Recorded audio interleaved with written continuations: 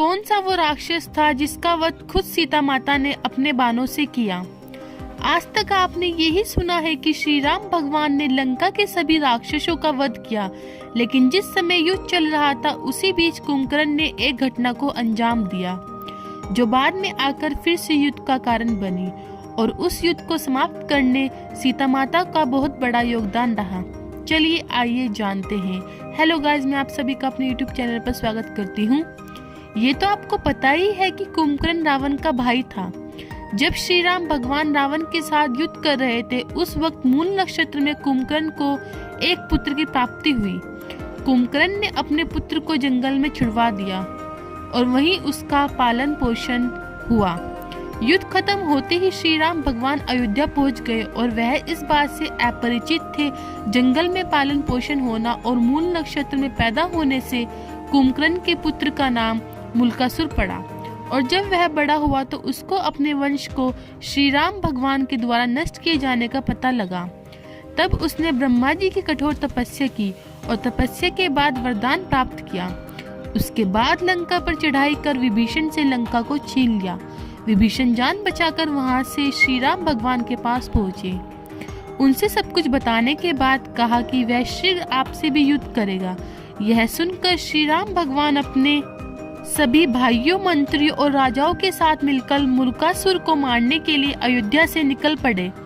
उधर जब मुल्कासुर को पता लगा तो वह भी अपनी विशाल सेना को लेकर लंका के बाहर आ डटा, क्योंकि वह ब्रह्मा से वरदान प्राप्त होने की वजह से घमंड में था। युद्ध शुरू हुआ। सबसे पहले युद्ध में राक्षस गण और वानर सेना के बीच घमासान युद्ध 7 दिन तक चला, जिसमें राक्षसों की 1/4 सेना रह गई और सब मारे गए। यह जानकर मुल्कासुर क्रोध में तमतमा उठा और स्वयं लड़ने के लिए मैदान आ गया। युद्ध काफी घमासान हुआ, लेकिन इस बार मुल्कासुर ने अधिकतर राजाओं और सैनिकों को मूर्छित कर दिया। इसी बीच श्री राम भगवान के पुत्र कुश ने अपने बाणों के बल से मुल्कासुर को उठाकर बाहर फेंक दिया। तब मुल्कासुर एक गुफा में घुस गया और द्वार बंद कर तपस्या करने लगा, जिससे और शक्तिशाली बलशाली बन सके। देवलोक से सभी देवता यह देख रहे थे।